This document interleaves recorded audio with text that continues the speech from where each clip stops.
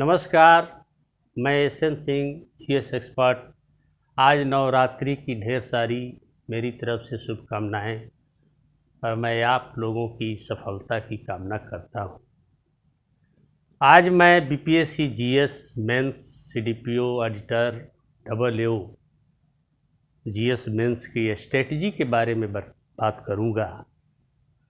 और जैसा कि आप जानते हैं कि बीपीएससी, जीएस, मेंस जो होते हैं वो करेंट अफेयर्स प्लस बिहार संदर्भ के ट्रेंड पर होते हैं। और आज कोई नई बात नहीं है, ये 47वीं 46वीं से ही देख लीजिएगा तो जीएस का ट्रेंड, कुछ लोग कहते हैं कि हाल का ट्रेंड है, ऐसा बात नहीं है। करेंट और बिहार का संदर्भ जो है पिछले 10-15 वर्षों से है, वो देखने की बात है। किसी ज़माने में फुकुशिमा पूछा गया था साइंस एंड टेक्नोलॉजी में, उस समय चर्चा में था फुकुशिमा परमाणु संयंत्र। तो इसी प्रकार बहुत सारा क्वेश्चन है, ये क्वेश्चन बैंक आप देखिएगा पता चल जाएगा।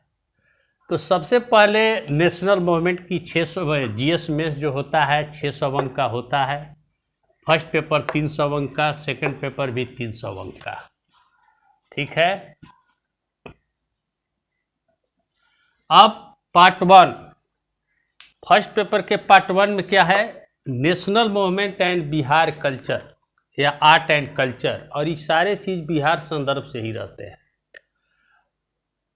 और इसमें एक बार मैं मेंस का स्ट्रेटजी बताया था कि इसमें बने बनाए क्वेश्चन है और आप भी गेस कर सकते हैं, और 10-12 क्वेश्चन रहता है।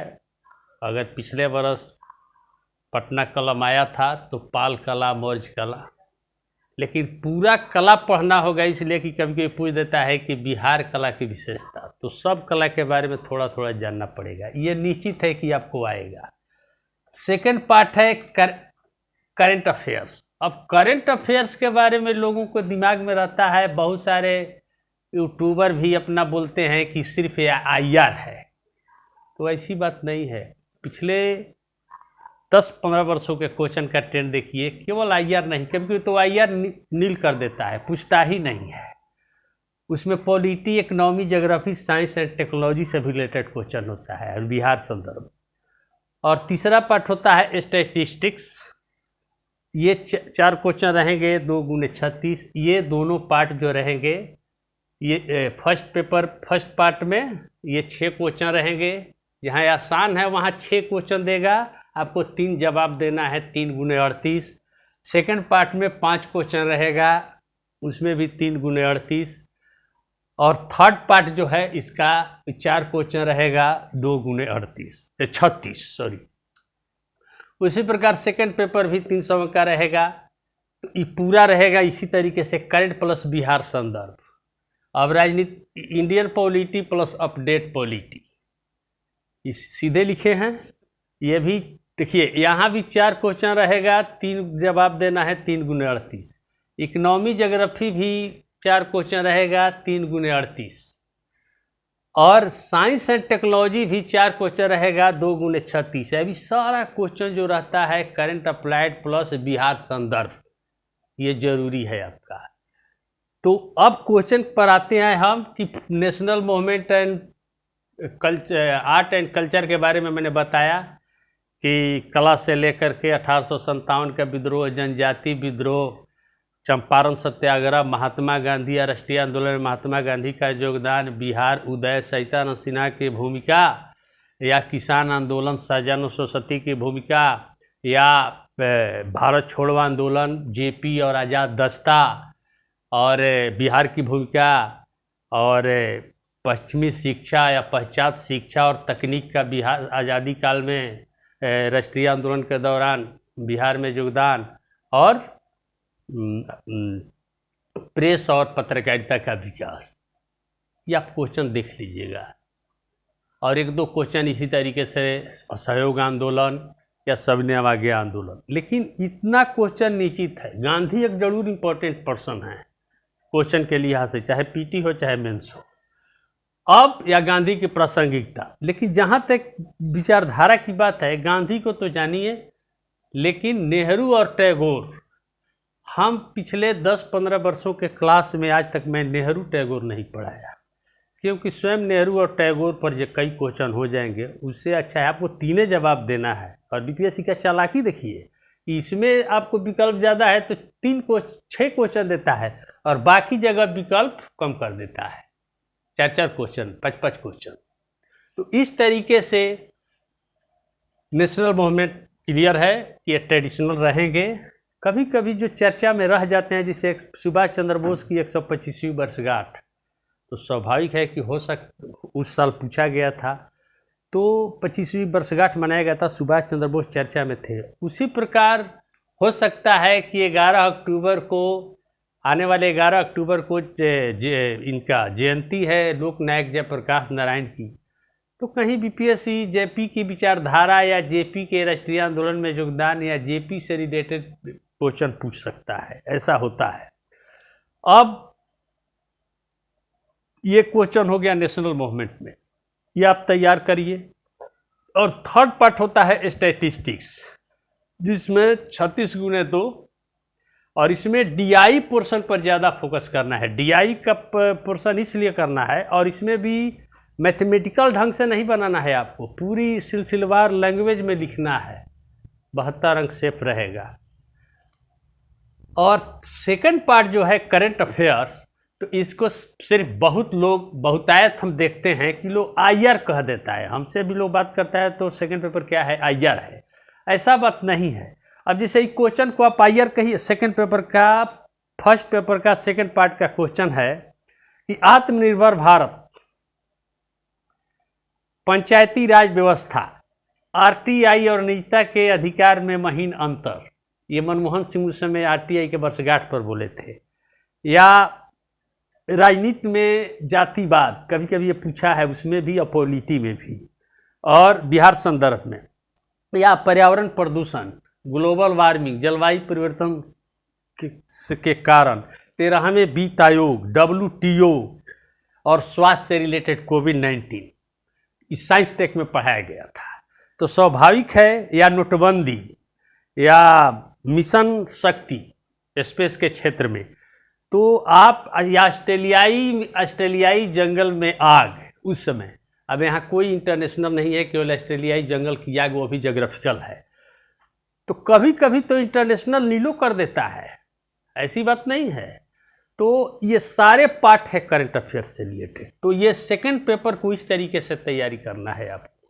तो इसकी तैयारी के लिए आसानी है कि जब आप इंडियन पॉलिटी पढ़िएगा, इकोनॉमी, ज्योग्राफी पढ़िएगा, साइंस एंड टेक्नोलॉजी पढ़िएगा, तो इसमें तो मैं लिखाई हूँ कि करंट प्लस बिहार संदर्भ, और इस जैसे पिछले साल बाढ़ और सूखा, बिहार संदर्भ, प्राकृतिक आपदा, साइंस एंड टेक्नोलॉजी की भूमिका, ये ज्योग्राफी में आमतौर पर पढ़ाया गया था, और ये पूछा कहाँ, साइंस एंड टेक्नोलॉजी में।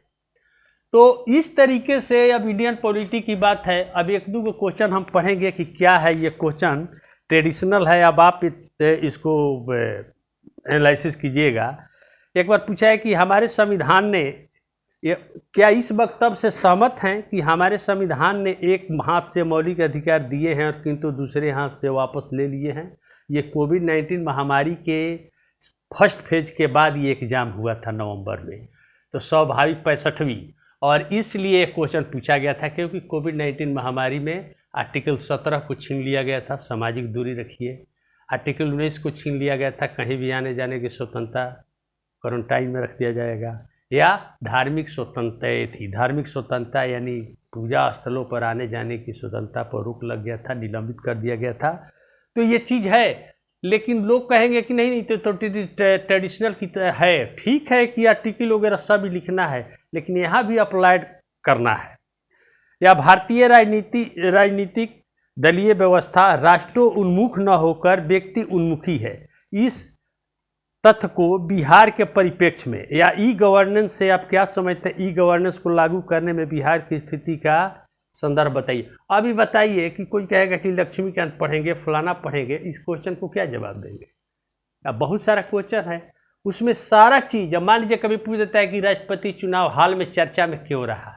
अब इस बार उपराष्ट्रपति का चुनाव पूछा कि निर्वाचक मंडल में कितने थे। अब परंपरागत लोग से दिमाग से लगा करके अपना लोग 788, अब कैसे लोग 788 किए या 790 कर रहे हैं।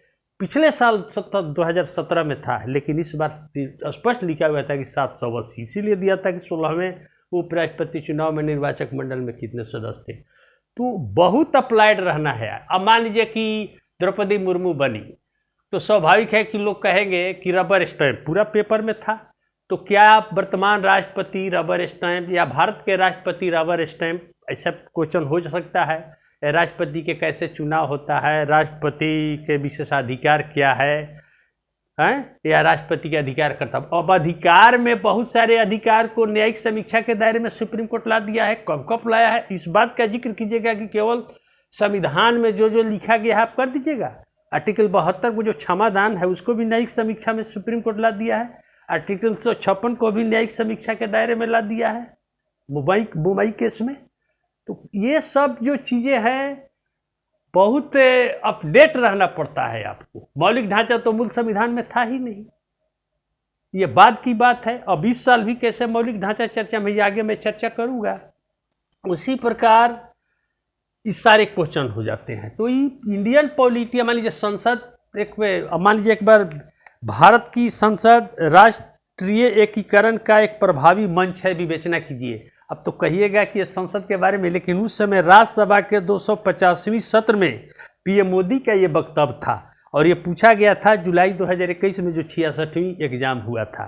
तो इस तरीके से क्वेश्चन पूछा गया था कि राज्यसभा के बारे में बोले थे, लोकसभा के बारे में पूछे थे कि ये लोकोन्मुखी है, ये कैसे राज्य उन्मुखी है, तो निरंतरता कैसे बनी रहती है, राज्यसभा की भूमिका है इसमें। तो इस तरीके से क्वेश्चन होता है। अब सब क्वेश्चन नहीं पढ़ूंगा, लेकिन इतना मैं आपको हिंट कर देता हूं कि पहले क्वेश्चन जरूर पढ़िए। उसी प्रकार इकोनॉमी की जहां तक बात है, इकोनॉमी ज्योग्राफी की बात है। अब मान लीजिए कि ज्योग्राफी की बात है, कभी कभी ज्योग्राफी नहीं पूछता है, 4 गो इकोनॉमी से पूछ देता है। चाहे ज्योग्राफी और इकोनॉमिक्स को रिलेट होता है, जैसे कृषि या उद्योग। प्रकृति का आपदा बिहार में निर्धनता का प्रमुख कारण है, ये आज भी प्रासंगिक क्वेश्चन है।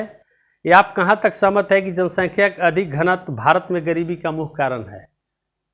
ये भी क्वेश्चन बिहार के लिए भी प्रासंगिक हो सकता है, इसमें बिहार भी लिख सकते हैं। किस प्रकार भारतीय मानसून का परिवर्तनशील स्वभाव भारत के कृषि को प्रतिकूल प्रभावित किया है बिहार के विशेष संदर्भ में? अब कौन ट्रेडिशनल किताब से अभी लिख सकते हैं। बिहार में बाढ़ की समस्या, अभी हाल में जलवायु परिवर्तन के अनुकूल मौसम अनुकूल खेती बिहार सरकार ने शुरू किया। जलवायु परिवर्तन से कैसे बिहार प्रभावित, अभी बढ़ते घटते मानसून का या घटते वर्षा का रूप बिहार के बारे में बताया जा रहा है। हाल के पेपर में कैसे 16 वर्षों से बिहार में वर्षा की आवक कम हुई है। या शहरी बाढ़, अभी बेंगलुरु के चलते पूरा शहरी बाढ़ चर्चा में रहा, सूखा चर्चा में रहा। अब उसको कैसे निपटेंगे, साइंस और टेक्नोलॉजी के माध्यम से, सब एक दूसरे से कोरिलेटेड रहता है। या डेमोग्राफी डिविडेंड एक बार पूछा था। अब डेमोग्राफी कभी पूछ सकता है कि स्किल इंडिया, अब स्किल इंडिया का हाल में वर्षगांठ बना 2015 का। पिछले 7 वर्ष से क्या हुआ स्किल इंडिया में प्रगति, और इसमें कहाँ कमी रही है। और इसके बाद स्किल इंडिया अगर सही ढंग से नहीं किया जाएगा, और भारत की अवसर है जनसंख्या, तो अगर ये नहीं सही रूप से इस्तेमाल किया जाएगा तो डेमोग्राफी डिविडेंड के जगह डेमोग्राफी डिजास्टर बन जाएगा। तो इस तरीके से जुआ शक्ति को कैसे आप प्रयोग कर सकते हैं सकारात्मक क्षेत्र में। उसी प्रकार स्किल इंडिया हो गया, स्टार्टअप हो गया, तो ज्योग्राफी का भी यही बात है। उसी प्रकार कोविड, आगे कुछ चर्चा करें क्वेश्चन का संभावित का। कोविड-19 महामारी, साइंस एंड टेक का क्वेश्चन है। भारत कोविड-19 से सबसे अधिक प्रभावित दूसरा देश है। इस जानलेवा वायरस के साथ साथ इस जानलेवा वायरस के उन्मूलन के लिए केवल सामाजिक दूरी और मास्क का प्रयोग के साथ साथ एक तेज टीकाकरण प्रक्रिया आवश्यक है। अब टीकाकरण आवश्यक इसलिए है क्योंकि जिस समय टीका नहीं था, भारत को वही विकल्प था, सामाजिक दूरी और मास्क। लेकिन जब भारत टीका है तो सेकेंड लॉकडाउन में इतना अनिवार्य नहीं किया था, दूरी आने जाने की दूरी। तो इसके बाद प्रधानमंत्री द्वारा प्रतिपादित मेक इन इंडिया और को दृष्टिगत रखते हुए हमारे राष्ट्र द्वारा कोविड-19 उन्मूलन के लिए अपनाई गई गतिविधियों का विस्तार से बढ़ाइए, क्योंकि प्रधानमंत्री ने उद्योग जगत को आह्वान किया, तुरंत डिमांड पैदा किया गया, सरकार ने खर्चा किया, निजी क्षेत्र आगे आया, डिमांड पैदा हुआ और उद्योग जगत, जब तक डिमांड नहीं पैदा होगा उद्योग जगत निवेश नहीं करेगा। और साल भर के अंदर भारत के निजी क्षेत्र जो है टीकाकरण अभियान और टीका बना करके विश्व को भी दिया, भारत को भी। अब विदेश नीति में भी बात लिख सकते हैं। उसी प्रकार जैसे मेक इन इंडिया और आत्मनिर्भर भारत, तो रक्षा क्षेत्र और आत्मनिर्भर भारत, कल राजनाथ सिंह ने एक हेलीकॉप्टर, हल्का लड़ाकू स्वदेशी हेलीकॉप्टर है धनुष, और उसके पहले INS विक्रांत, तो इस तरीके से किया गया है प्रधानमंत्री द्वारा कोचिन से। तो ये सब क्या है, ये भारत की रक्षा क्षेत्र में आत्मनिर्भरता की बात है। वो क्वेश्चन उस समय पूछा गया था, अब भी पूछा गया था, तो अब अपडेट होगा उसमें अब तक का क्या हुआ है। तो इस तरीके से साइंस स्टेक का क्वेश्चन भी होता है अपडेट।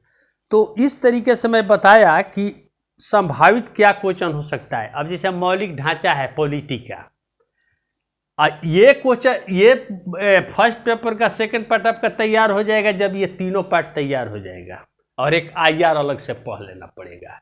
तो IR, अब इसके बाद मान लीजिए कि हम 2-3 क्वेश्चन की जिक्र करेंगे अपडेट में, जैसे मौलिक ढांचा चर्चा में कैसे है। तो 2 उदाहरण दूंगा कि सुप्रीम कोर्ट में एक याचिका दायर की गई है कि प्रस्तावना में जो संशोधन हुआ था और समाजवाद पंथनिरपेक्ष शामिल किया गया था, कहीं यह मौलिक ढांचा का उल्लंघन तो नहीं करता है, जबकि सुप्रीम कोर्ट मौलिक ढांचा को, प्रस्तावना को मौलिक ढांचा माना। और दूसरा, ये मामला सुप्रीम कोर्ट में है, EWS जो 10% आर्थिक आरक्षण की बात है, 130वां संविधान संशोधन, उसको भी संविधान सभा जो संशोधन किया गया था, तो सुप्रीम कोर्ट में याचिका हुआ, बहस हुआ कि क्या यह मौलिक ढांचा का उल्लंघन करता है, इंदिरा साहनी केस का उल्लंघन करता है फैसले का। अब जानते हैं कि सुप्रीम कोर्ट के वर्तमान मुख्य न्यायाधीश EU ललित की अध्यक्षता वाली पीठ 27 सितंबर को फैसला सुरक्षित रखा है। अच्छा, उसी प्रकार मान लीजिए आर्टिकल 21 की बात है, न्यायिक पहल द्वारा आर्टिकल 21 की विस्तार एक समय भी पूछा गया था, अभी पूछा जा सकता है। तो इसमें लाउड स्पीकर सुप्रीम कोर्ट क्या कहा था कि ठीक है, आपकी आर्टिकल 19 अभिव्यक्ति की स्वतंत्रता का अधिकार है, लेकिन सारे अधिकार से, अभिव्यक्ति के या कोई भी मौलिक अधिकार से सबसे ऊपर है आर्टिकल 21, सबको सोने का अधिकार है, डिस्टर्ब नहीं कर सकते हैं। या बहुत सारा प्रदूषण भी फैला रहे हैं, ध्वनि प्रदूषण फैला रहे हैं, इसीलिए सुप्रीम कोर्ट से एक आर्टिकल 21 को आगे किया। अब राष्ट्रपति पर मैंने बताया कि क्या राष्ट्रपति रबर स्टैंप है। अरे राष्ट्रपति रबर स्टैंप की बात यहाँ कहाँ से आ गई। कोई भी राष्ट्रपति हो भारत का, वो संसदीय परंपरा से जुड़ा हुआ है। पहले संविधान में यही मात्र था लिखा हुआ कि आर्टिकल 74 राष्ट्रपति मंत्रिपरिषद के सलाह से कार्य करेगा, उसके आगे तो कुछ नहीं था। राजेंद्र प्रसाद हिंदू कोड बिल पर असहमति जताए थे, लेकिन उस समय के अटॉर्नी जनरल MC सीतलवाड़ ने क्या कहा कि आप बंधे हुए हैं, आपको दस्तखत करना ही होगा, आप इसमें कुछ नहीं कर सकते हैं। बाद में इंदिरा गांधी ने उसी आर्टिकल में जोड़ दिया 42वें संविधान संशोधन के द्वारा कि राष्ट्रपति एक बार पुनर्विचार के राष्ट्रपति मंत्रिपरिषद के सलाह को मानने के लिए बाध्य हैं, एकदम क्लियर कर दिया। बाद में जनता पार्टी की सरकार आई 78 में, तो 79 में, 78 में, तो उसने क्या किया, 44वें संविधान संशोधन के द्वारा ये एक संशोधन और जोड़ दिया, उसमें एक लाइन कि राष्ट्रपति एक बार पुनर्विचार के लिए लौटा सकते हैं, दोबारा आएगा तो हस्ताक्षर करने के लिए बाध्य है। आप जानते हैं कि KR नारायणन कुछ राष्ट्रपति शासन जब वाजपेयी की सरकार लगाने गई थी 97 में, तो उस समय KR नारायणन ने लौटा दिया। अब वाजपेयी सरकार दोबारा नहीं भेजी तो मंत्री, अब हीटो के अधिकार में भी वही चीज़ है जो अलग है, विधेयक से रिलेटेड है, तो ये सब उसमें भी ज़्यादा पावर नहीं है, अधिक से अधिक वो रोक सकते हैं। लेकिन यहाँ 14 दिन की बात नहीं है, यहाँ सिर्फ राज्यसभा और लोकसभा में ही बात है। राष्ट्रपति के पास कितने दिन ये विधेयक रह जाएगा इसका कोई समय सीमा नहीं, यही वीटो है। लेकिन आमतौर पर भारत में ऐसा नहीं होता है। तो संसदीय परंपरा में राष्ट्रपति कोई हो, कितना भी शक्तिशाली व्यक्ति हो, कितना अनुभवी व्यक्ति हो, ऐसा नहीं हो सकता है। संसदीय व्यवस्था में राष्ट्रपति ऐसे काम करने के लिए बाध्य हैं। अच्छा, उसी प्रकार 16वें उपराष्ट्रपति की बात है तो मान लीजिए कि 16वें कभी को पूछता है कि राष्ट्रपति का कैसे अधिकार है, शक्ति है, या 16वें उपराष्ट्रपति राज्यसभा के सभापति के रूप में कार्य। उसी प्रकार इसमें बहुत सारा एक देश एक चुनाव या कॉमन सिविल कोड की बात करना है। कर्नाटक में हिजाब विवाद को लेकर के सुप्रीम कोर्ट में याचिका को लेकर के केंद्र सरकार की तैयारी के रूप में, क्योंकि सरकार रंजना देसाई की अध्यक्षता में एक कमेटी बनाई है कि इसको उत्तराखंड ने इस पर कमेटी भी बना दिया है। उसी प्रकार इकोनॉमी की बात करें, startup, stand up, land to lab to land, ये सब क्या है, make in India, skill India. और बिहार का पिछड़ापन, सामाजिक विकास में पिछड़ापन क्यों है, आर्थिक, सामाजिक, राजनीतिक पिछड़ापन तो नहीं है, लेकिन सामाजिक आर्थिक पिछड़ापन है, क्यों असमान हो गया विकास। उसी प्रकार बाढ़ से, बिहार में बाढ़ का मूल कारण है भूमि का नीचा होना, बिन बारिश बाढ़ आता है। उसी प्रकार drone technology, ISRO in space, अंतरिक्ष एजेंसी को निजी क्षेत्र में छोड़ा गया है। 5G टेक्नोलॉजी से भारत को क्या फ़ायदा होगा, बिहार को क्या फ़ायदा हो जाएगा, ड्रोन टेक्नोलॉजी से क्रांति का आधार कैसे बनेगा, आर्टिफिशियल इंटेलिजेंस की बात होगी, कैसे ड्रोन टेक्नोलॉजी 5G जो है APJ अब्दुल कलाम के पूरा कंसेप्ट को कंप्लीट करेगा।